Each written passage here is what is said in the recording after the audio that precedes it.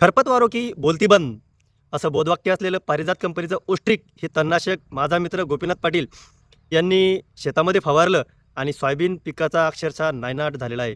आणि शेतकऱ्यांना माझी नम्रतेची विनंती आहे की या कंपनीचं तणनाशक यावर्षी तरी आपण कोणी वापरू नये. तसेच हे जे नुकसान झालं आहे, माझ्या मित्राचंच नाही, अजून बरेच शेतकरी त्यांचं नुकसान झालेलं आहे. तर यावरती कोणालाही उपाययोजना असेल तर त्या नक्कीच आपण कमेंट बॉक्समध्ये कळवाव्यात.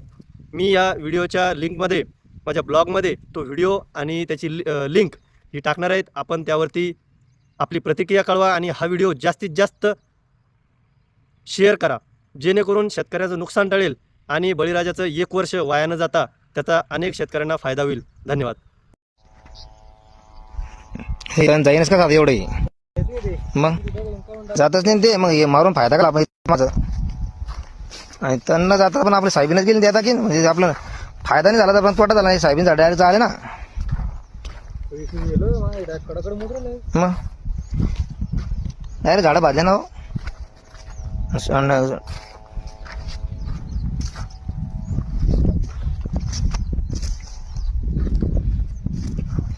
डायरेक्ट माना टाकून दिला म्हणलं. काल रोज आज वेगवेगळं बाहेर दिसू राहिलं दिसत.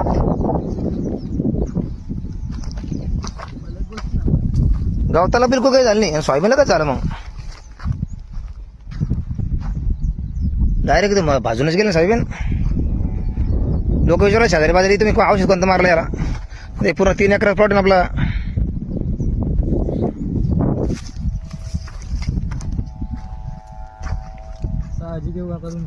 मग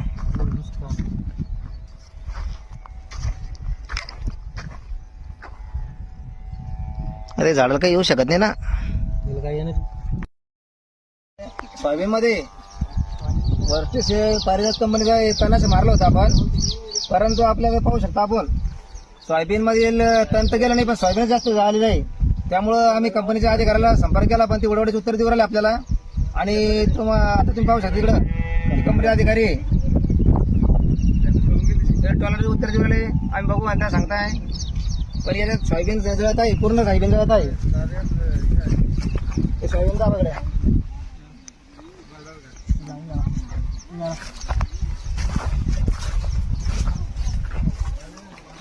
यार सायकल घेऊन चालली, ते मूळ नाही झालेलं आहे.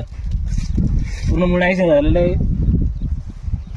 तरी प्रशासनानं याच्यावर लक्ष देऊन कंपनीवर योग्य कारवाई करून शेतकऱ्यांना मारलेला आहे तुम्ही. तो कंपनीचा जो डोस आहे, कंपनीच्या म्हणण्यानुसार एकरी प्रमाण जे